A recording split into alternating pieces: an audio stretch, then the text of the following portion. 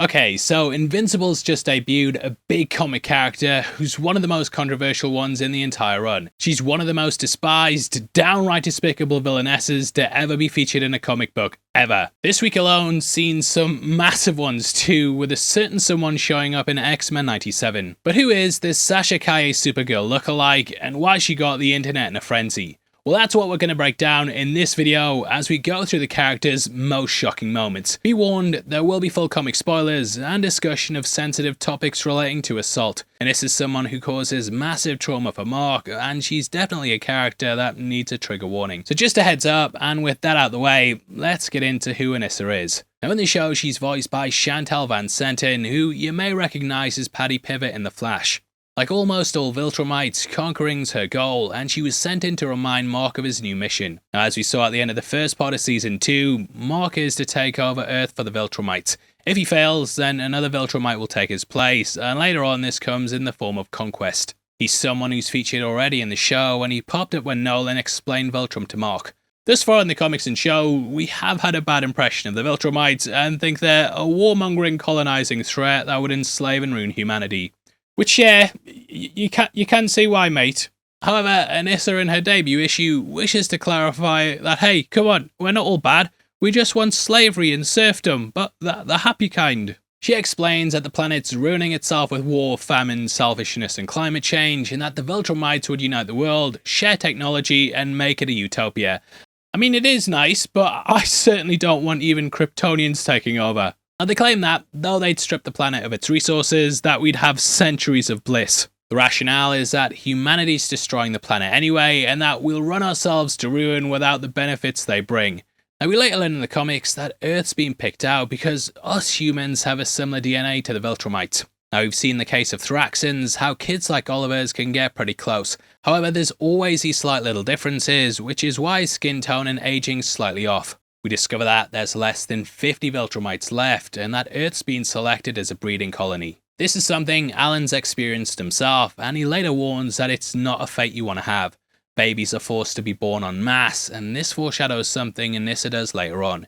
In issue 110, Robert Kirkman wrote one of the most twisted and harrowing parts of the comic that would cement Anissa as one of its most hated characters. In order to discuss that though, we have to talk about the Viltrumite War, which was an epic 8-issue storyline. Now this saw the coalition of planets bring the fight to the Viltrumites. This resulted in one of the most epic moments in the whole comic, as we watch the Viltrumites retreat to their home planet. Nolan, this Markan space racer destroyed it, which had my jaw on the floor like Angstrom Levy after that first fight.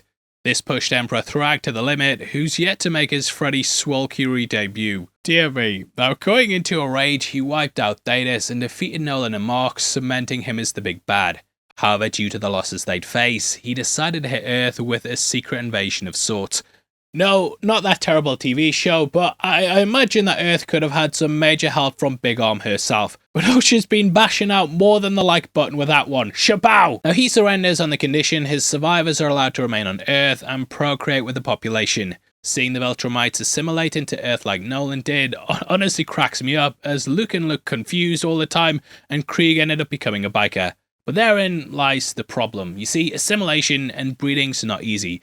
Like, look at you, mate, look at you. You've got no chicks, and you're watching an ugly Englishman summarize a comic that you may or may have not read. Now in issue 101, the Viltrumites finally start to learn just why Nolan abandoned his task and why Mark proved to have immovable morals and goals. The survivors are brought before Thrag to explain why they haven't had kids or are breeding, but it turns out that they caught feelings. Lucan is like, and I'm paraphrasing, "Mate, come on, I'm really into this monogamy thing now, and I like sitting down with a nice cup of tea." Anissa also races the difference in that while guys are expected to smash as many chicks as they can and have more kids than Nick Cannon, she'll be expected to give birth. Anissa doesn't really want kids anyway, and we know she's had trouble with men in the past. In the comics, when she was fighting Alan, we saw the battle in space that we got at the end of episode 7. Upon bleeding though, she said not even her 4th husband hit her that hard, so you can kinda get what she's been through. However, things change when Anissa learns Mark's return, and with her behind on her mission, she attempts to seduce him. Well led to think it may work, as Robot has gaslit everyone to thinking Mark's the bad guy. Eve then dumps him, as yet again, him being away threatens his dual life. Now it's here that Anissa tries to get Mark to sleep with her, saying how they need to breed, but he just doesn't want to have children. And it's here, dear readers, where things take a dark turn, and please be warned as we will be discussing a serious topic, and I understand if you may want to stop now. You see, Anissa then forces herself on Mark and sends him into a crater, much like her debut. Here she ends up raping him, which here is as messed up as it sounds. She then explains that she may not conceive the first time, thus hinting that this could be a reoccurring thing. It's a brutally graphic series of panels that really brings out the gravity and emotion of such a horrible experience of life in just that final panel of Mark sitting there on his own.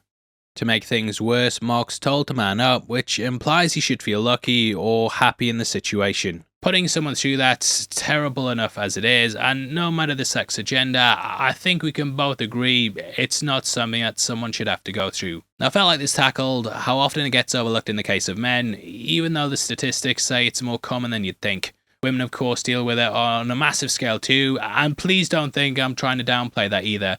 This just created a horrendous situation to put a comic book character in, and it's rare that they tackle things like this because it's just so sensitive. Steve Trevor got a lot of backlash with what they did to him in Wonder Woman 84, and Nightwing also went through it during issue 93. Those never received the gravity they deserved, though the writer of the latter even apologised for glossing over it in 2014. However, that's normally how it's dealt with and portrayed, and I feel Invincible deals with it as well as anyone could with such a controversial, harsh and personal topic. Robert Kirkman's actually spoken about this in an issue with MTV News and acknowledged this trope to explain how the comic book medium allows them to go from light to dark in adult stories to allow them to tackle tough things. You only need one small Google search to find posts from people who've been reading the comic and are in shock that this is the thing that sticks with them the most.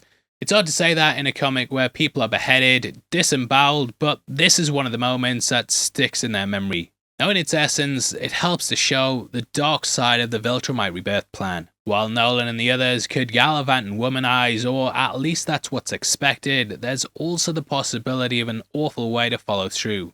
There also wasn't really much time for Mark to even reflect on what had happened, as he was expected to tackle other things. Life seemed to move on for some time, but unfortunately Anissa then returned. Again, the artwork really emphasises how uncomfortable and traumatic Mark feels regarding her keep chasing him against his will. This is especially as his father keeps asking what's wrong and he just shuts himself in, which is sadly a regular occurrence that people end up going through. Now it would be quite a while until Anissa returned, with a major reveal dropping at the end of issue 129. In that we see Anissa's happily married, and later she's even had another daughter, but her diabolical plan was successful and she gave birth to a son with Mark. Mark never even told his father either, as he believed they needed every Viltrumite and just thought that he would kill her. She would somewhat redeem herself when Thrag started yet another war, and Anissa in the end saved Eve from death. She did slowly start to accept the human way of life, but did still feel no real remorse over what she did. Later on in the final issue of the original run, Mark would have somewhat a mirror of Nolan's role, as he had to explain to Marcus's heritage, and he would later on become Kid Invincible, but still refer to Anissa's husband as Dad. So yes, she is totally and unbelievably awful and evil. The other Viltrumites never resorted to what she did to procreate and breed, and even if she died saving Eve, she was just still the worst. This is why she's one of the most hated characters in the show, and is arguably its most despicable villain. Anyway, that should hopefully fill you in on the character's history. It's a bit of a downer, but if the stories piqued your interest, then definitely pick up the books. There's lots of great stories going on within them, and so many impactful moments that happen back to back. Definitely pick them up, and obviously I'd love to hear your thoughts on the character below as well. Please drop a like on the video. Do you like these videos to camera? Drop the comments below. All feedback's appreciated. Also, if you want to support the channel as a member of the Spoiler Society, then please click the join button. You'll get early access to videos every week, and it goes such a long way to helping us out. If you want to get some heavy spoilers merch, we've also got our t-shirt line located below the video that will let you pick up all kinds of tops like our Theory Time one, House of Dragons stuff, Marvel tees and more. We drop new designs on there all the time too, so definitely keep an eye out, and thanks for your support. Now if you want something else to watch, you've got a breakdown on screen right now going over all the Easter eggs and callbacks in episode 7. With that out of the way, thank you for sitting through the video. I've been your host Paul, you've been the best, and I'll see you next time. Take care, peace.